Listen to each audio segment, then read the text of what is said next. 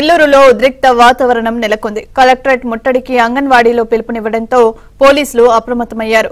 Collectorate వద్ద భారీగా మోహరించారు. భారీ సంఖ్యలో బారికేడ్లు, ఇనుప ముళ్ల కంచెలు ఏర్పాట్లు చేశారు.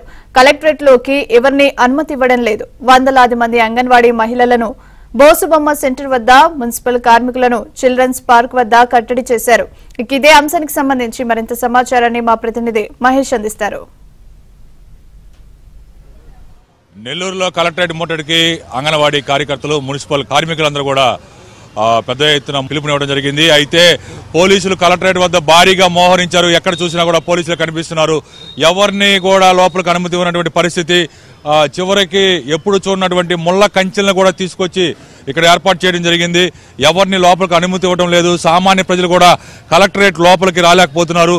మరోవైపు ఎక్కడికక్కడ బార్కెట్లు ఏర్పాటు చేసి పదుల సంఖ్యలో పోలీసులు, అధికారులందరూ కూడా మోహరించి ఉన్నారు. ఎవరిని అనుమతించినటువంటి పరిస్థితి. వాళ్ళు అంగన్వాడీ కార్యకర్తలు కానీ, ఈ మున్సిపల్ అలాగే విద్యాశాఖ SSCAలో పనిచేసినటువంటి కార్మికులు వీళ్ళందరూ శాంతియుతంగా మా కార్యక్రమాలు నిర్వహిస్తూ ఉంటే వాళ్ళు పోలీసులు కానీ ప్రభుత్వం కానీ సహకరించట్లేదు.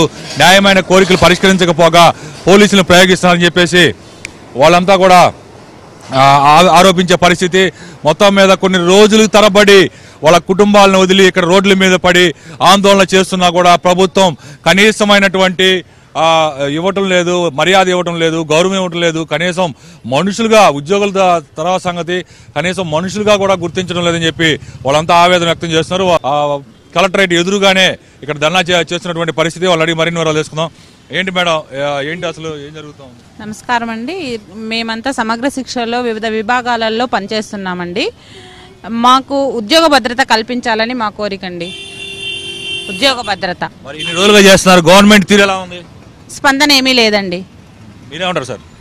సార్, మేము సమగ్ర శిక్షలో కాంట్రాక్ట్ అవుట్సోర్సింగ్ విధానంలో వివిధ విభాగాల వాళ్ళు మేము పనిచేస్తూ ఉన్నాము. డిసెంబర్ 20వ తేదీ నుంచి ఈ రోజు 15వ రోజు మేము సమ్మెబాట పట్టి ఇప్పటి వరకు ప్రభుత్వం మా పట్ల ఏ విధమైనటువంటి స్పందన అయితే లేదు. ఈ స్పందనకు మేము ఇంకా ఎన్ని రోజులైతే ప్రభుత్వం నిరంకుశంగా వ్యవహరిస్తుందో అన్ని రోజులు కూడా మేము సమ్మెను కొనసాగిస్తాము.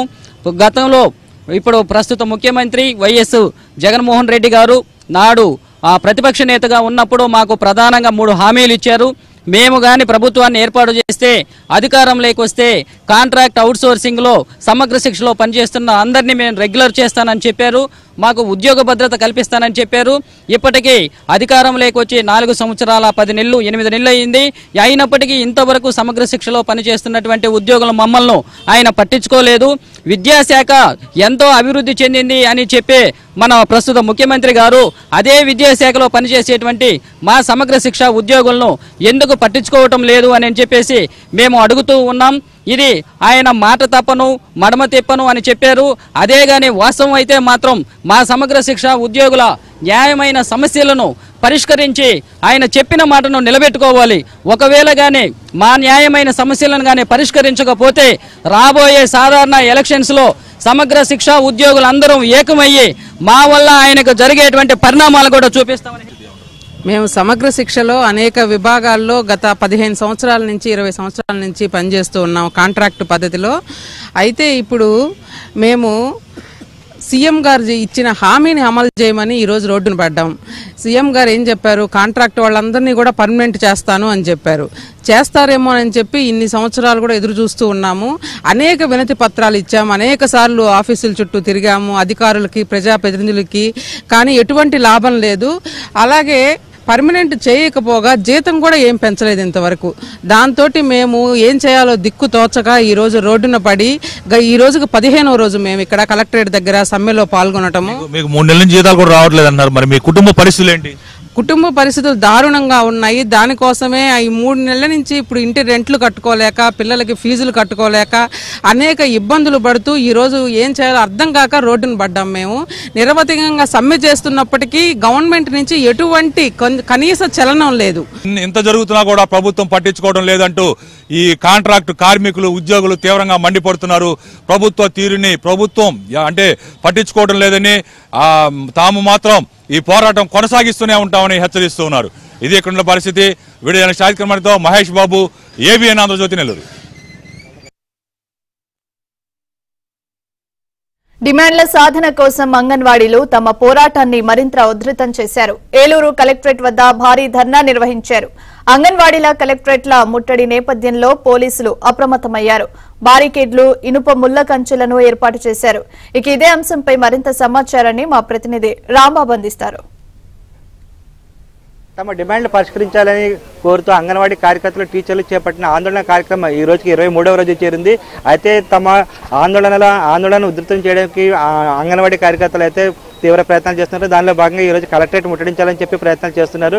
వివిధ ప్రజా సంఘాలు, ఐఐటీస్ కావచ్చు, సిఐటివి కావచ్చు, అదేవిధంగా ఐఎఫ్టీ కావచ్చు, అలా వివిధ ప్రజా సంఘాల నేతలందరూ మద్దతు తెలపడానికి అయితే ఏలూరు వచ్చి ఇక్కడ చూస్తున్న పరిస్థితి ఉంది. అదేవిధంగా ఈ ఆందోళనకు సంబంధించి మహిళా అంగన్వాడీ కార్యకర్తలు ఉన్నారు, వాళ్ళని అడిగి తెలుసుకుందాం. చెప్పండి, మీకు అసలు ఎలా అనిపిస్తుంది? ఎక్కడికక్కడ ప్రభుత్వం మిమ్మల్ని అణచివేయడానికి చూస్తుంది, అదేవిధంగా మీకు ఎల్లుండి లోపు మీరు విధుల్లో చేరాలని చెప్పి అల్టిమేట్గా కూడా జారీ చేస్తుంది. మీకు ఎలా అనిపిస్తుంది? సార్, మేము ఇది ఇప్పుడు చెప్పింది కాదండి, మేము డిసెంబర్ 12వ తారీఖు ముందే ఇచ్చామండి రిప్రజెంటేషన్ ప్రభుత్వానికి. మేము సమ్మెలోకి వెళ్తున్నామండి, మా న్యాయమైన కోరికని పరిష్కరించండి. మేము కోరుకునేది ఏంటండి, వేతనం పెంచమని అడుగుతున్నాం, అంతేగాని మేము ఇంకే ఆస్తులు ఏమి అడగట్లేదు కదా. ఆ వేతనం కూడా ఎట్లా, సుప్రీంకోర్టు తీర్పు ప్రకారం ఒక కార్మికుడు బతకాలంటే 26,000 సుప్రీంకోర్టు నిర్ణయించింది. దాని ప్రకారమే మేము ఈ వేతనం అడుగుతున్నామండి. ఇప్పుడు ఈ రోజున్న పరిస్థితుల్లో మేము బతకడానికి 11,500 ఇంటద్దులు కట్టుకుని, పిల్లల ఫీజులు కట్టుకుని, పిల్లలకు కనీసమైన తిండి పెట్టుకోలేని పరిస్థితిలో ఉన్నారండి. కొన్ని భర్తలు ఉన్న వాళ్ళు సరే, అస్సలు లేని వాళ్ళు 2 పిల్లల్ని పెట్టుకుని ఒక ఆడావిడ ఇంట్లో అద్దెలు కట్టుకుంటూ పూరి గుడిసెల్లో బతుకుతున్నారండి. మరి వాళ్ళ పరిస్థితి ఏంటండి? వాళ్ళు తినడానికి కూడా తిండి లేకుండా బతుకుతున్నారు. ఈ రోజున మేము చట్టబద్ధంగానే సమ్మె చేస్తున్నాం. మేము ఇలా సమ్మె చేస్తామని ముందుగానే ప్రభుత్వానికి తెలియజేశాం, అలాగే అధికారులకు తెలియజేశాం. అయినా సరే మా తాళాలు బదలగొట్టడం, మమ్మల్ని బెదిరించడం, చట్టవిరుద్ధమైన పనులు మీరు చేస్తున్నారు. ఇప్పుడు అసలు శాఖాపరమైన చర్యలు ఎవరి మీద తీసుకోవాలి? మీ మీద తీసుకోవాలా? మీకు అధికారం ఉంది కాబట్టి అహంకారంతో మీరు మా మీద తీసుకుంటారా? చట్టబద్ధంగా అయితే మీ మీదే తీసుకోవాలి.